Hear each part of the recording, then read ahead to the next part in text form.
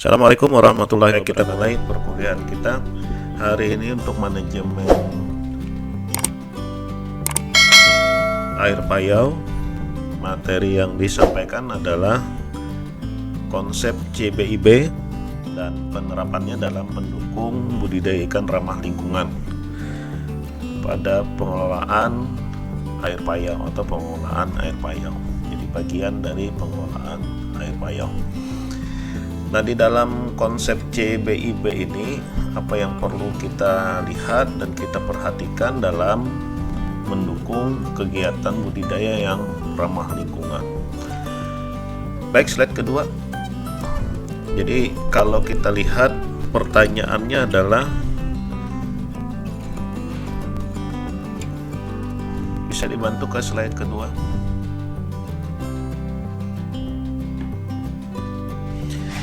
Jadi pertanyaannya adalah bagaimana budidaya itu memberikan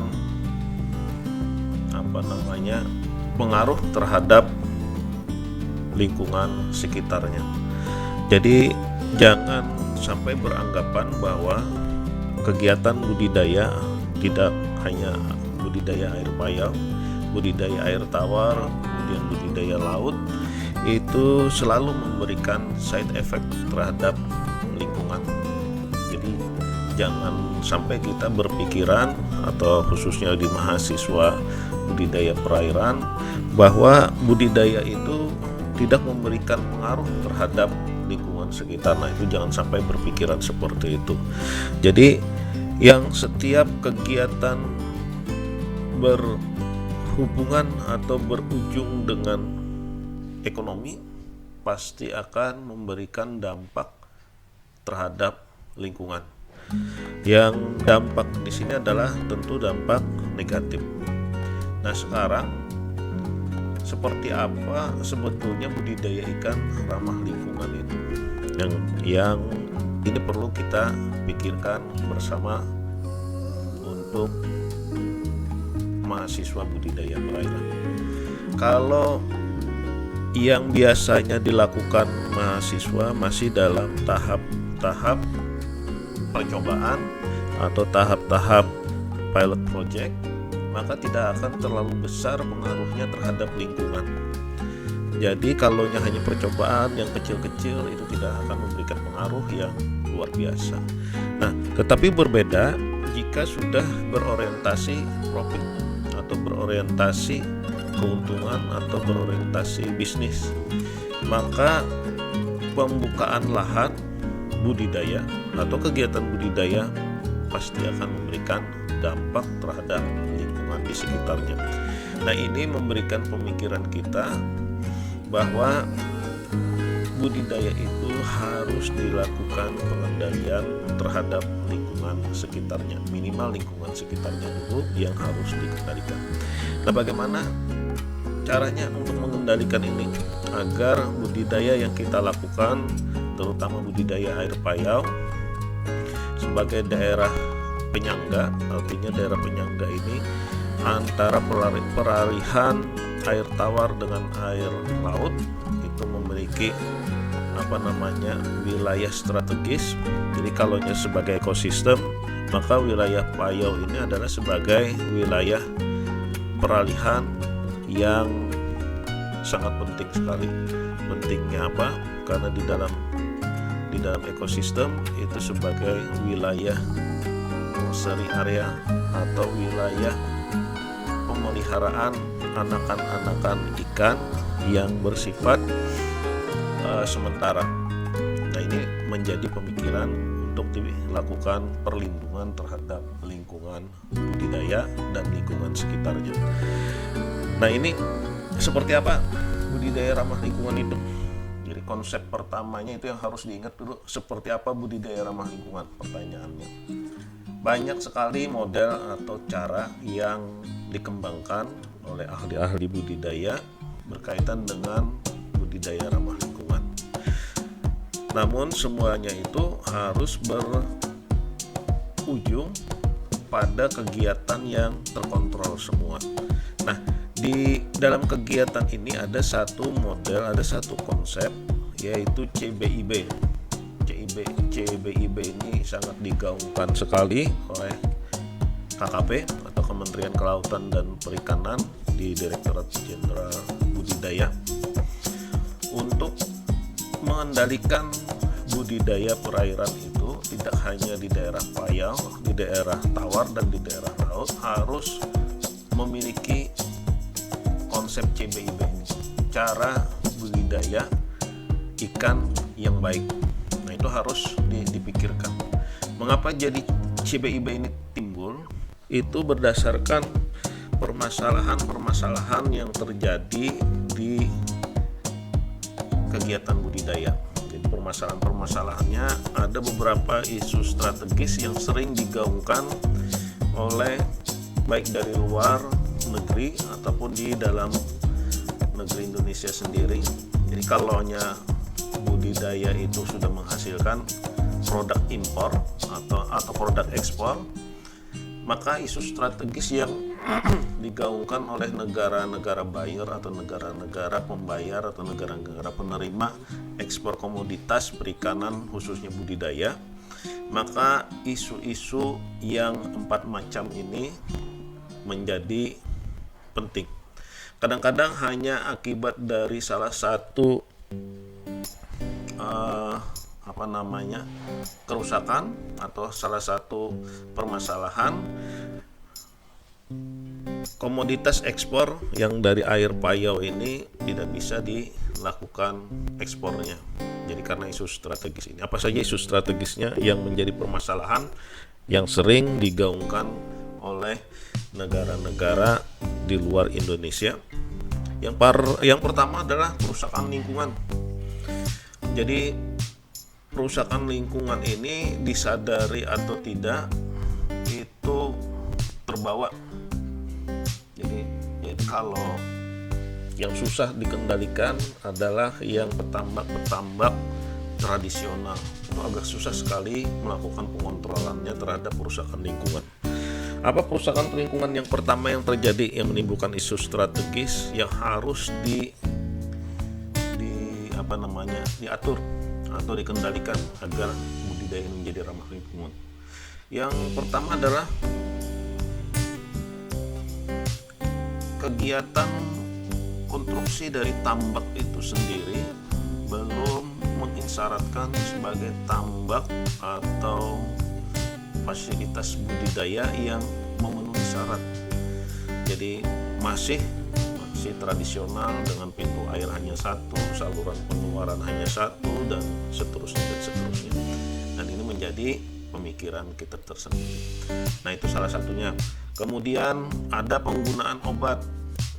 Penggunaan obat ini macam-macam nih. Ada obat pestisida, kemudian ada obat antibiotik, kemudian ada obat-obatan organik yang lain yang bisa memberikan pengaruh terhadap kerusakan lingkungan. Nah, yang 2 pertama ini, kerusakan lingkungan, penggunaan obat, ini harus dikendalikan pada bagian manajemen limbahnya. Nah, ini menjadi alur yang harus dipertimbangkan. Kemudian di luar dari itu ada beberapa permasalahan yang lain yang sifatnya sosial. Yang pertama adalah konflik kepentingan dan faktor sosial. Nah, ini juga bagian dari cara budidaya ikan dan baik. Jadi harus dipikirkan juga konflik kepentingan dan faktor sosial. Apa konflik kepentingannya? Pada areal yang tidak terlalu luas, konflik kepentingan tidak akan menjadi masalah. Tetapi kalau sudah menjadi kawasan budidaya atas suatu daerah, atas suatu desa dijadikan kawasan budidaya, maka akan timbul kepentingan, bisa kepentingan pribadi ataupun kepentingan golongan dan kepentingan yang lain-lain. Yang biasa timbul adalah kepentingan batas wilayah. Jadi timbul kepentingan dari batas wilayah. Kalau sudah terjadi kepentingan konflik ini, batas wilayah yang menjadi masalah biasa di dalam perencanaan tata ruang. Nah, kemudian faktor sosial juga menjadikan masalah tersendiri. Apa faktor sosial? Kecemburuan sosial di masyarakat, di bisa terjadi akibat dari budidaya. Jadi melihat suatu atau melihat teman pembudidaya berhasil, yang satunya merasa iri, ini bisa terjadi masalah. Atau terjadi di suatu tempat panen, di daerah yang bersampingan tidak terjadi panen. Nah, ini juga akan menimbulkan faktor sosial permasalahan. Nah, itu harus dikendalikan pada manajemen konfliknya. Nah, jadi pembudidaya pada saat ini bukan hanya faktor-faktor teknis pemeliharaan ikan saja atau pemeliharaan udang saja yang dikuasai, tetapi ada manajemen limbah juga harus dikuasai berkaitan dengan airnya. Kemudian manajemen konflik juga harus dikuasai untuk menghindari konflik-konflik yang berkepanjangan yang menimbulkan kerugian besar pada kegiatan budidaya. Nah, ini bagian dari konsep CBIB, cara budidaya ikan yang baik untuk mendukung budidaya ikan ramah lingkungan. Nah, kalau kita membicarakan kondisi ramah lingkungan, maka yang harus dipikirkan bahwa berkaitan dengan limbah yang dikeluarkan. Seyogianya dalam penggunaan air yang masuk harus sama dengan air yang keluar, kualitasnya sama.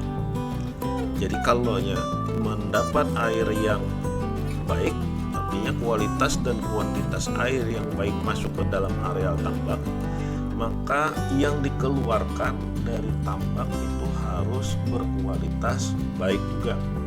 Idealnya seperti itu. Nah, tetapi di masyarakat, apalagi masyarakat perorangan, petambak perorangan, tidak memikirkan seperti itu. Coba saja perhatikan yang ada tambak atau tombak yang sederhana, yang ada kolam saja di daerah Martapura, Banjarbaru. Adakah yang pernah membuat kolam penampungan bekas air pemeliharaan ikan? Nah, ini harus dipikirkan untuk pembudidaya. Ya, kalau sepenglihatan Bapak, sepengalaman ini hanya unit-unit pemerintah saja yang memiliki kolam penampungan atau kolam pengendapan setelah proses budidaya dilaksanakan. Jadi tidak ada pernah dilakukan perbaikan mutu air pasca budidaya. Nah, ini menjadi pemikiran tersendiri. Nah, bagaimana kita berpikiran ramah lingkungan kalau air yang kita keluarkan untuk budidaya atau hasil dari budidaya itu tidak kita lakukan treatment atau pengelolaan. Nah, ini menjadi masalah untuk lingkungan sekitarnya.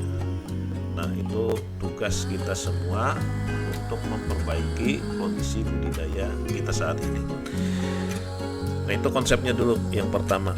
Jadi konsep CBIB ini harus dipahami bukan saja dari hulu, tapi dari hulu, proses, dan hilirnya. Jadi semua harus dikendalikan dengan baik dan benar. Baik, pada slide nomor 3, coba kita lihat. Di slide nomor 3 ini konsep penerapan CBIB atau konsep penerapan cara budidaya ikan yang baik. Bisa dibuka slide 3-nya, mohon dibantu. Nah, ini konsep dari CBIB, cara budidaya ikan yang baik untuk mendukung budidaya ramah lingkungan. Teknik budidaya yang tidak merusak lingkungan itu bisa dikembangkan masing-masing sesuai dengan kondisi perairan, sesuai dengan kondisi lokasi budidaya. Namun pada konsep cara budidaya ikan yang baik itu, atau biasa juga yang disebut dengan good aquaculture practice, ini memiliki konsep pada budidaya ikan dengan lingkungan yang terkontrol. Apa yang terkontrol? Semua kegiatan terkontrol. Jadi semua kegiatan, baik kegiatan pembenihan, baik kegiatan pembesaran, baik kegiatan pasca pembenihan, pasca pembesaran, dan seterusnya harus dilakukan secara terkontrol. Apanya yang terkontrol? Yang pertama yang terkontrol harus konstruksinya dulu. Jadi kalau mau melakukan proses budidaya ramah lingkungan dengan konsep CBIB, perbaiki konstruksi budidaya, konstruksi fasilitas budidaya. Nah, kalau yang pernah jalan-jalan ke daerah Jorong, kemudian daerah Kintab sampai dengan daerah Pagatan, bisa membandingkan bagaimana kondisi tambak yang ada di perairan itu. Atau yang tidak usah jauh-jauh, yang praktek lapang hari ini, yang praktek lapang tahun 2021 ini, yang di daerah mana kemarin itu? Di daerah di mana? Rijal, daerah mana Rijal prakteknya? Wah, di daerah Karangintan. Nah, tidak usah jauh-jauh, coba lihat budidaya kolam yang ada di Karangintan sebagai pembanding saja. Bagaimana konstruksinya? Apakah bisa dilihat? Jadi kalau jalan-jalan ke sana, perhatikan konstruksinya. Yang pertama, konstruksinya harus diperhatikan adalah pintu air. Adakah pintu air yang terpisah? Pintu air terpisah ini artinya pintu masuk, outletnya, dan inletnya. Artinya inletnya itu pintu masuknya terpisah dengan pintu keluarnya. Nah, kalau terpisah itu salah satu indikator budidaya ramah lingkungan. Baru salah satu indikator dari konstruksinya. Nah, terus apalagi yang bisa kita lihat? Bagian konstruksi ini yang berpraktek baiknya. Coba lihat pada bagian saluran airnya. Bagaimana saluran airnya? Nah, sekarang Bapak hanya ingin minta gambaran dulu. Kalau yang di daerah Tambak atau di daerah Payau terlalu jauh atau belum pernah ke sana, coba yang ada di Karangintan dulu sebagai pembanding.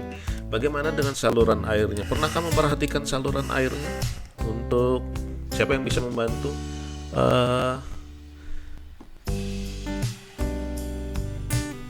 Nah, kawan kita Yusril, coba kawan kita Yusril bisa membantu bagaimana kondisi saluran air yang ada di kolam Karangintan yang saat ini praktek di sana sebagai pembanding.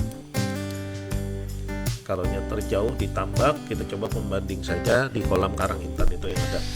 Bisa memberikan gambaran saluran airnya?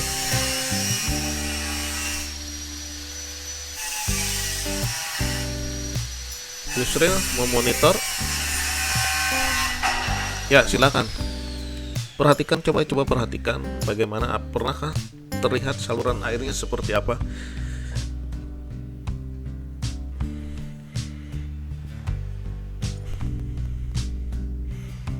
Pernah memperhatikan saluran air yang ada di sana? Artinya saluran air itu saluran dari sumber air ke dalam kolamnya atau ke dalam tambaknya. Bisa memberikan gambaran?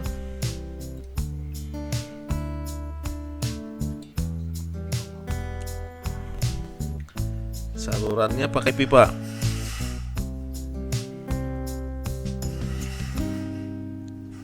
Saluran yang masuk ke dalam kolam itu seperti apa? Langsung pakai pipa aja kah?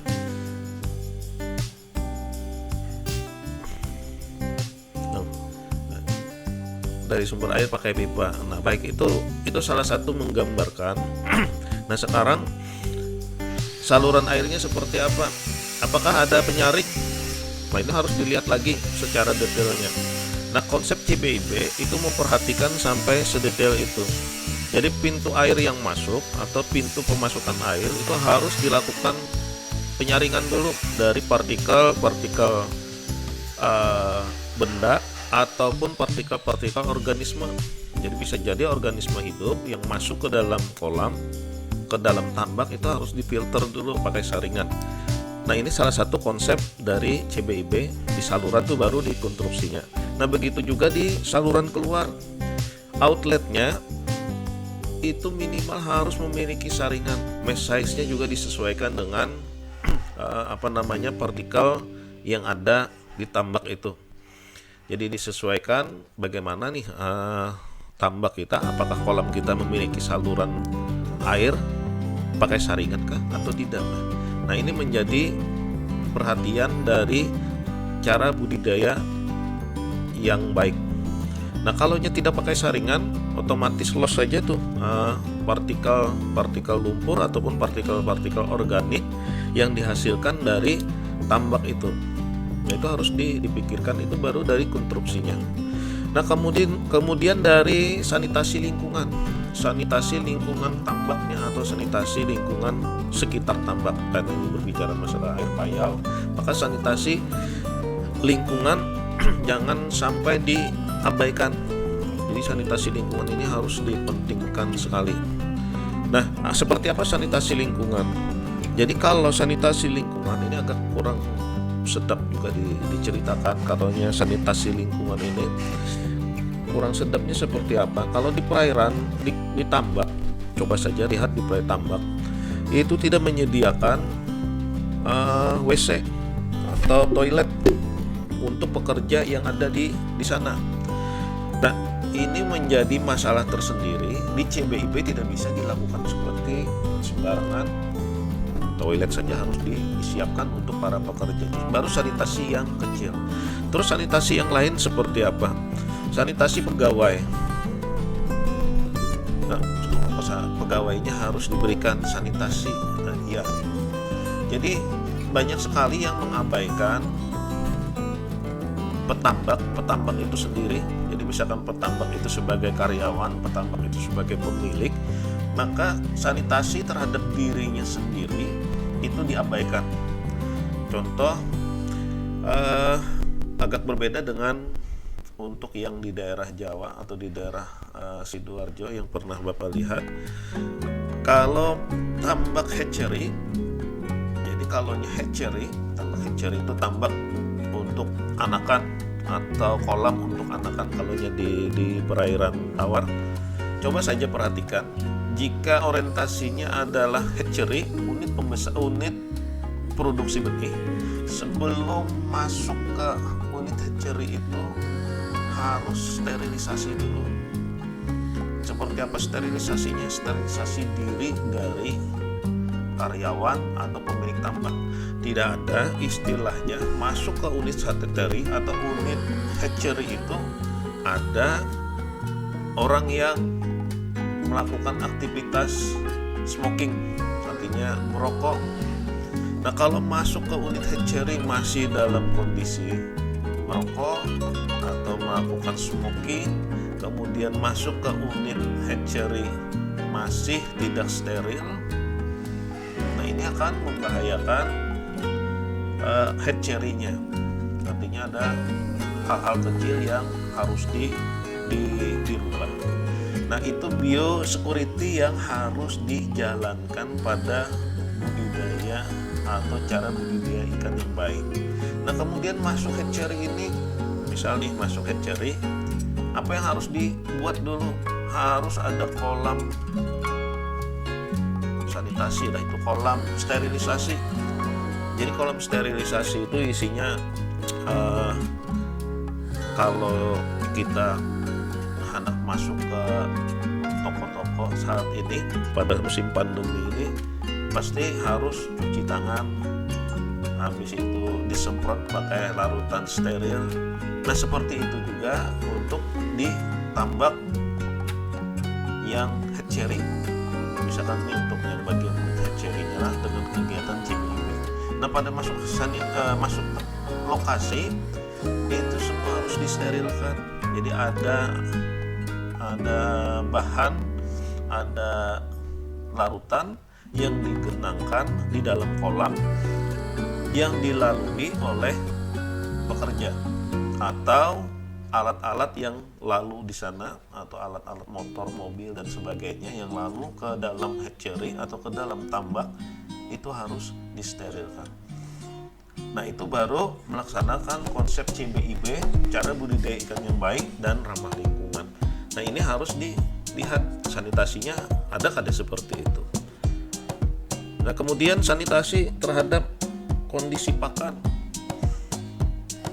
Jadi kadang-kadang di tambak ataupun di kolam, ini sama saja nih, tambak dan kolam, ini perilaku yang harus dirubah. Kenapa jadi perilaku yang harus dirubah? Tidak menyediakan gudang untuk pakan. Nah, ini akan memberikan efek kepada kualitas pakan yang diberikan.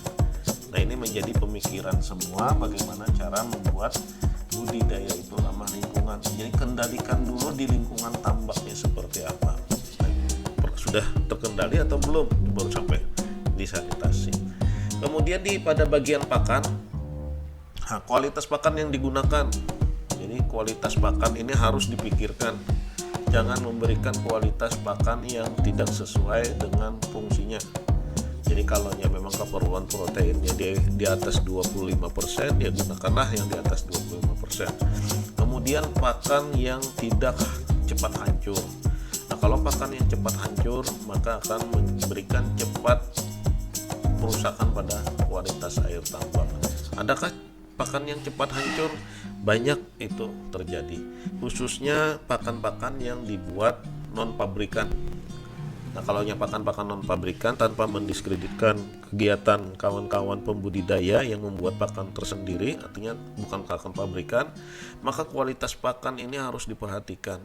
Jangan sampai kualitas pakan yang diberikan baru beberapa menit di dalam air sudah hancur. Nah, kalau sudah hancur di dalam air, ikan tidak bisa lagi memakan, malah kualitas airnya akan cepat berubah. Nah, itu harus dipikirkan. Nah, berbeda dengan hal pakan pabrikan. Pakan pabrikan itu terstandar sudah. Jadi terstandar dari jumlah kandungan protein, lemak dan seterusnya, kemudian dari tekstur, kemudian dari strukturnya. Nah, dari bagian struktur inilah membuat pakan itu tidak cepat hancur. Nah, ini harus kita pikirkan sama-sama. Bagaimana cara membuat pakan yang tidak cepat hancur sehingga tidak memberikan kontribusi pengotoran terhadap tambak kita.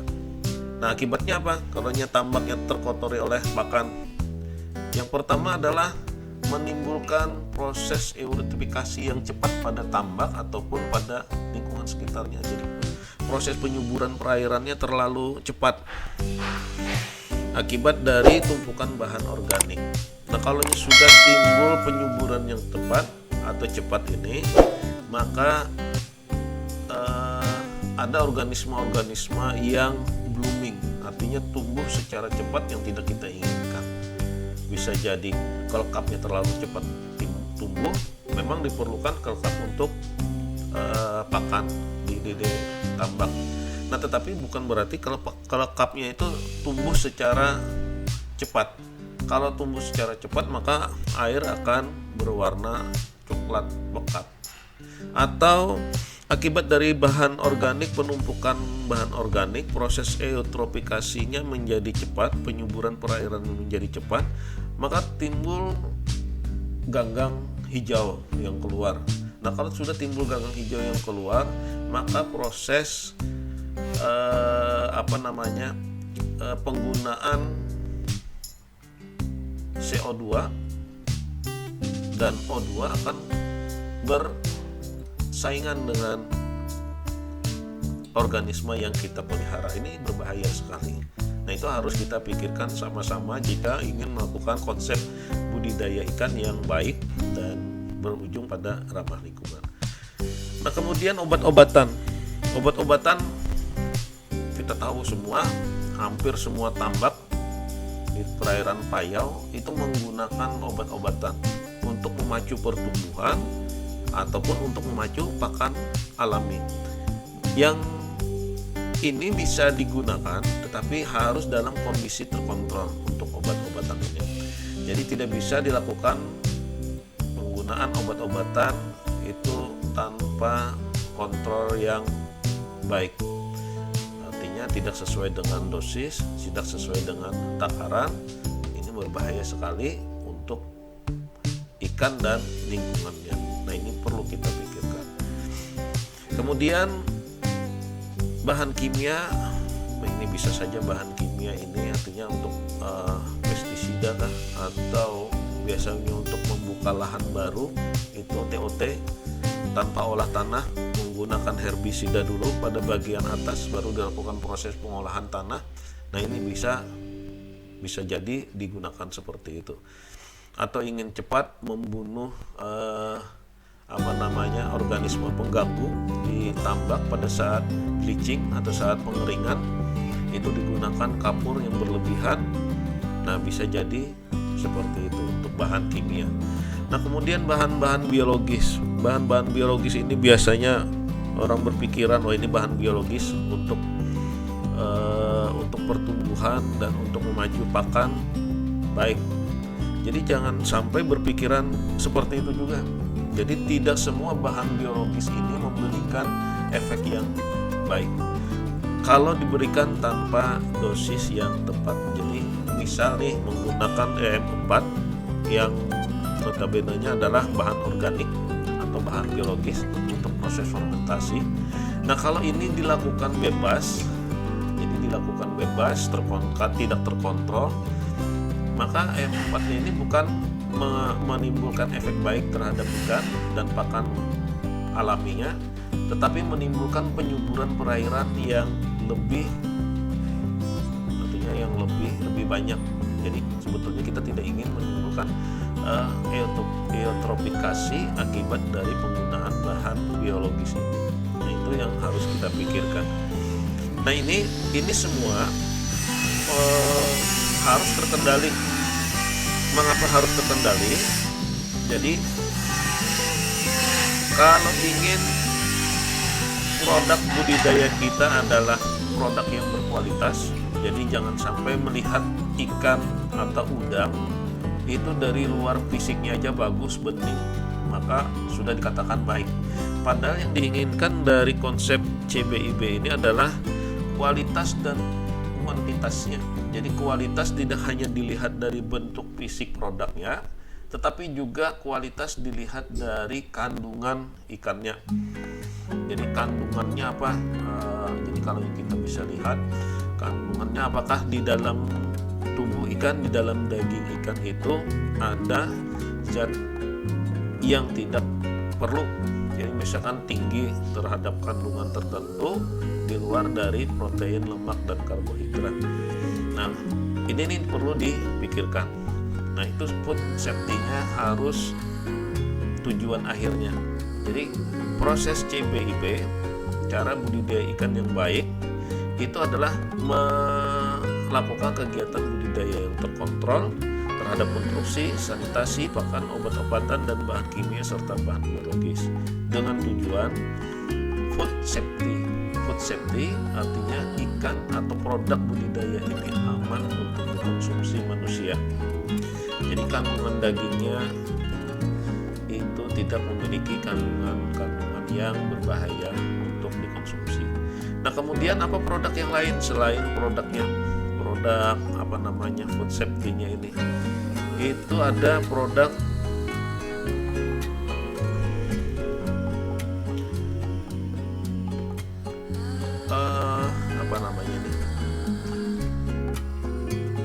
lingkungan.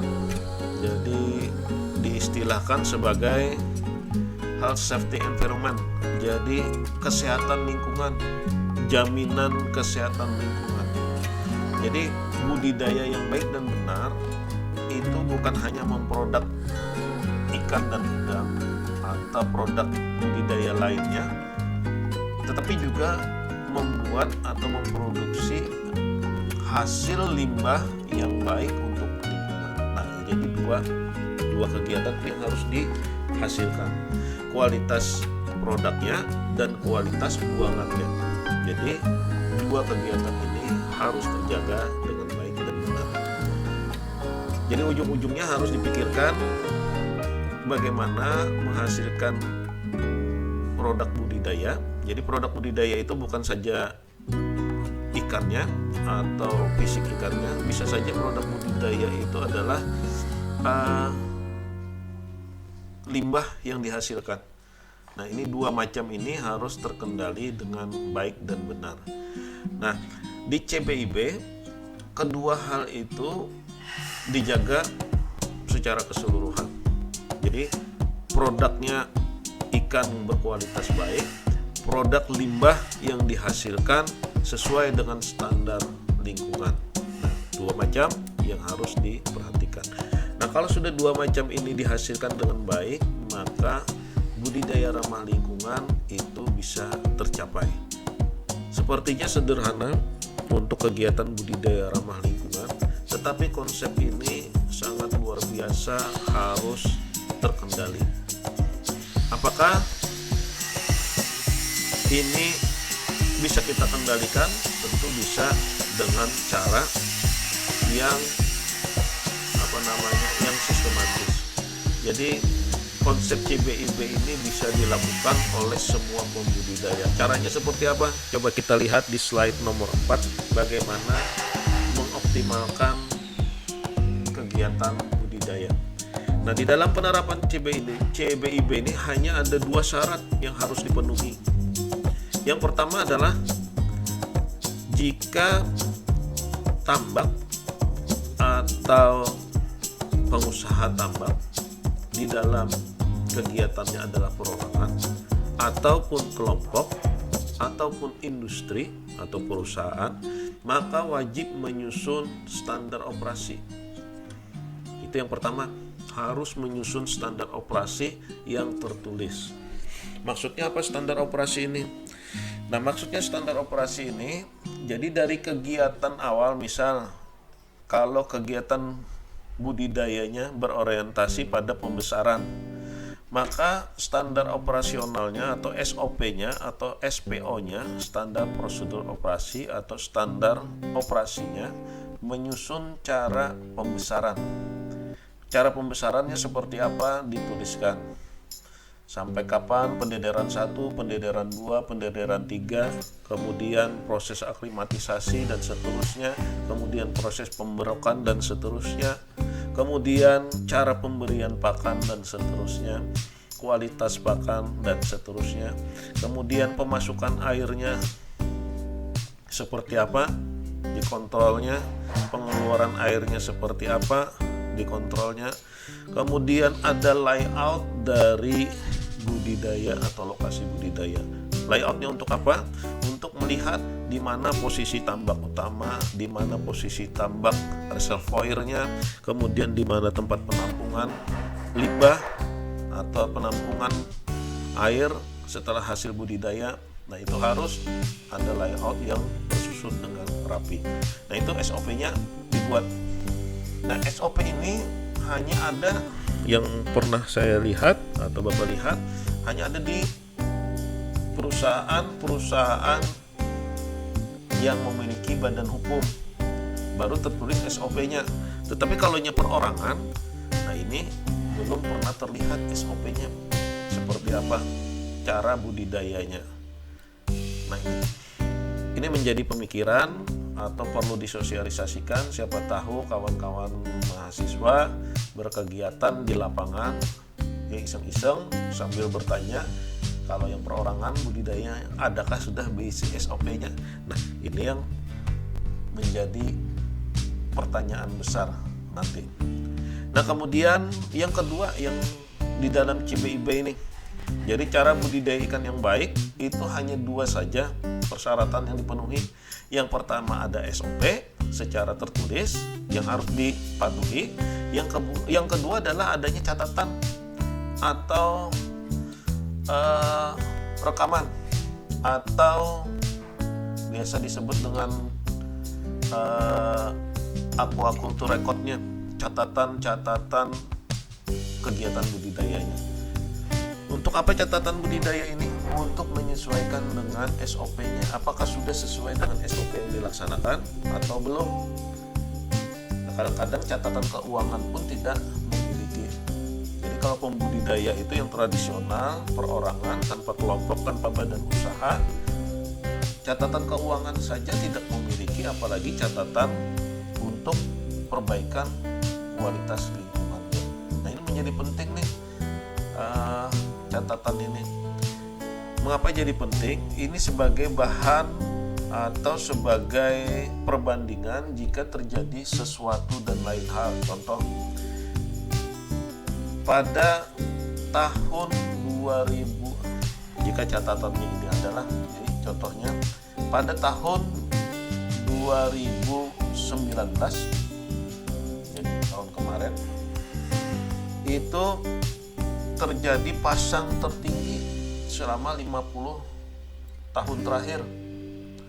Hampir seluruh Kalsel di tahun 2019 sampai tahun 2021 atau 2020 lah, penghujung tahun 2020, itu terjadi pasang tertinggi, paling tinggi selama 50 tahun terakhir.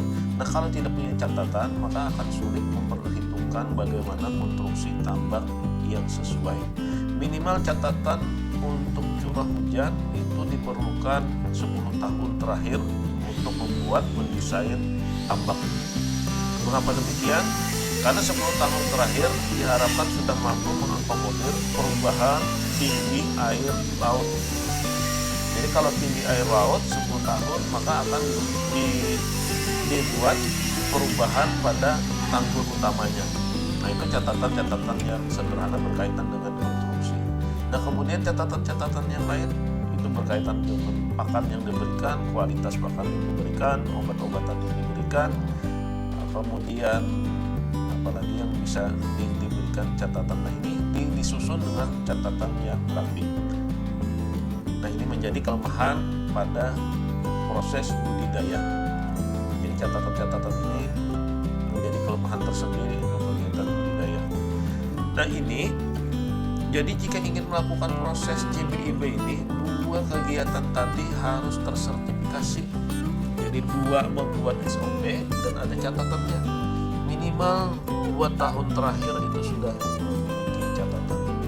Jadi tidak bisa serta-merta konsep CBIB ini dilaksanakan. Bisa dilaksanakan, tetapi belum tersertifikasi. Nah, harus dilakukan sertifikasi dulu untuk menilai apakah betul cara budidaya ikan yang baik itu sudah dilaksanakan untuk mendukung budidaya yang ramah lingkungan. Nah, ini dilakukan proses sertifikasi oleh siapa mensertifikasinya? Badan Nasional Sertifikasi Profesi. Jadi bisa dilakukan proses sertifikasi.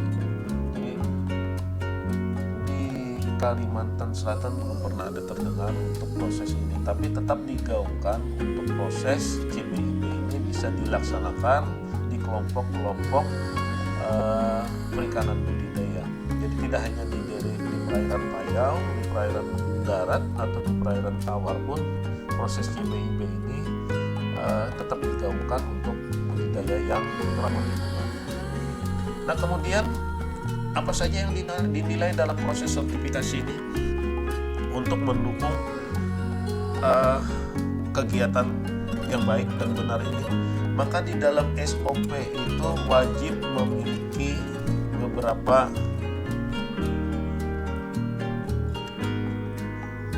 penilaian yang harus diadakan. Jadi ada 18 item yang harus diperbaiki untuk membuat cara budidaya ikan yang baik dan benar untuk mendukung budidaya ramah lingkungan. Jadi ada sekitar 18. Yang pertama adalah lokasi. Tadi lokasi ini harus dilakukan proses evaluasi kelayakan lokasi secara teknis. Jadi kelayakan lokasi secara teknis itu harus diukur.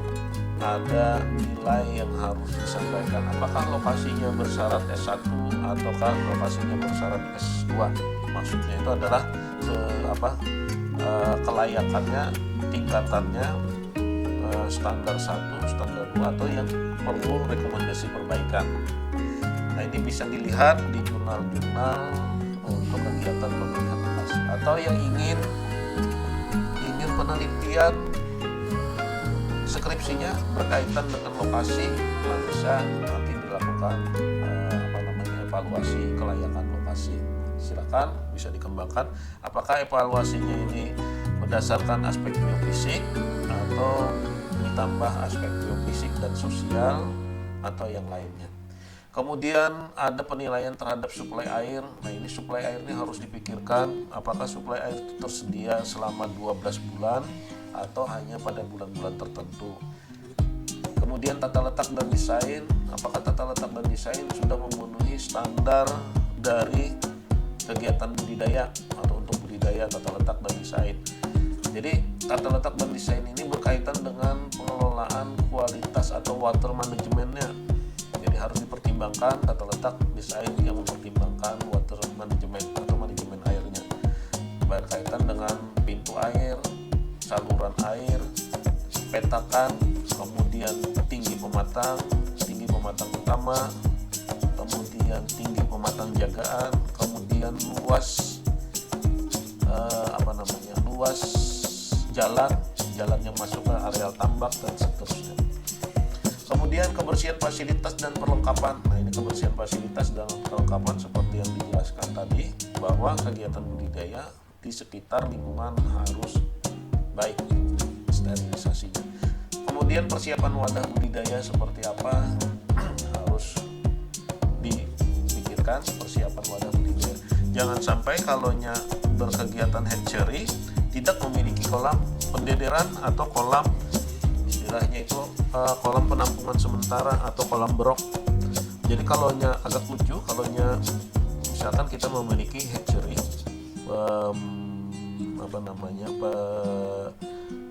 lokasi untuk kolam pembenihan, tetapi tidak memiliki kolam untuk pemberokan. Nah, ini kalonya bisa ya diusahakan ada kolam pemberokannya, antara menampung antara ikan yang mau dikawinkan itu harus terpisah, jadi dilakukan pemberokan di tempat-tempat tertentu. Nah, kemudian pengelolaan airnya seperti apa, manajemennya, jadi berkaitan dengan kualitas airnya di sini. Selanjutnya ketersediaan benih. Jadi kesediaan benihnya seperti apa? Apakah benihnya sudah ber-SNI atau belum benih yang digunakan, dan seterusnya. Kemudian pakan yang baik, kemudian pakan berkualitas, cara pemberian pakan dan jumlah pakannya. Kemudian yang ke-9 adalah penggunaan bahan kimia, bahan biologi dan obat-obatan ikan. Ini harus terkendali, dilakukan sesuai dosis, sesuai dengan anjuran. Nah, penggunaan es dan air, ditambah lagi ada satu untuk ketersediaan oksigen kalau itu untuk hatchery, ataupun pembesaran juga memerlukan, tapi yang lebih diutamakan untuk di daerah hatchery. Jadi kalau penggunaan es dan air berarti ini untuk transportasi pengiriman dalam dengan sistem dingin. Jadi harus ada tempat-tempat penyimpanan es dan airnya ini. Kemudian panen. Nah, panen apa yang menjadi permasalahan yang harus diukur dan dilihat adalah apakah panennya panen keseluruhan, panen sebagian, atau panen yang seperti apa sistemnya. Ini yang perlu dipikirkan. Kemudian penanganan hasil adalah pasca panennya. Apakah di lokasi tersebut memiliki kolam pasca panen? Kalau kolam pasca panen ini adalah sama dengan kolam pemberokan tadi, menampung sementara ikan. Ada tidak untuk tempat penampungannya? Atau penanganan pasca panen ini dilakukan penyimpanan di tempat tertentu atau cold storage-nya disiapkan. Kemudian pengangkutan, nah ini harus dipikirkan juga pengangkutannya. Apakah suatu kegiatan CBIB ini memiliki atau budidaya lokasi budidaya tersebut memiliki alat angkut sendiri atau alat angkut yang seperti apa? Kemudian alat angkutnya seperti apa? Sistemnya terbukakah, tertutupkah? Nah ini perlu ditegaskan lagi dalam pembuatan SOP CBIB-nya. Kemudian pembuangan limbah, yang harus diingat bahwa pembuangan limbah di sini awalnya harus ada kolam treatment. Jadi kolam treatment itu hasil air limbah budidaya sebelum masuk ke perairan umum harus ada kolam treatment dulu. Nah, kalau tidak ada kolam treatment, ya dibuang sebegitunya saja. Maka kegiatan budidaya memberikan kontribusi terhadap perubahan atau perusakan lingkungan. Nah, pencatatan di sini bukan saja pencatatan keuangan, tetapi pencatatan seluruh kegiatan budidaya. Kemudian tindakan perbaikan. Nah, silahkan nanti tindakan perbaikannya. Jika sudah ada catatan-catatan tertentu, maka ada tindakan perbaikan. Misal tindakan perbaikannya, yang pertama adalah hasil dari pencatatan.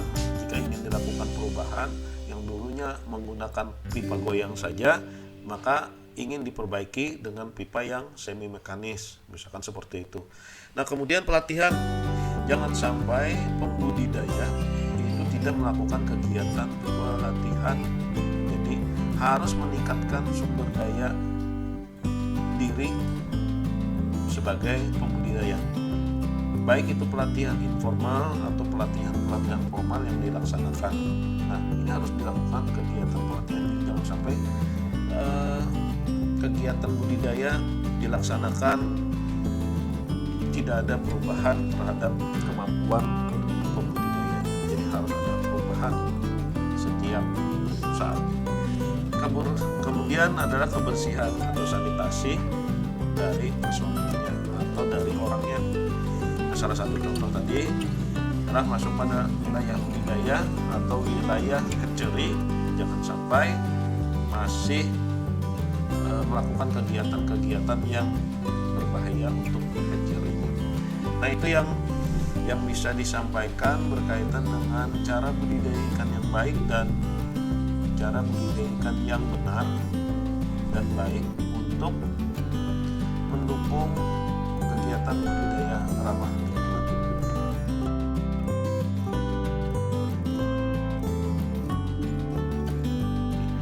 Baik, itu yang bisa disampaikan. Terima kasih atas perhatiannya semua.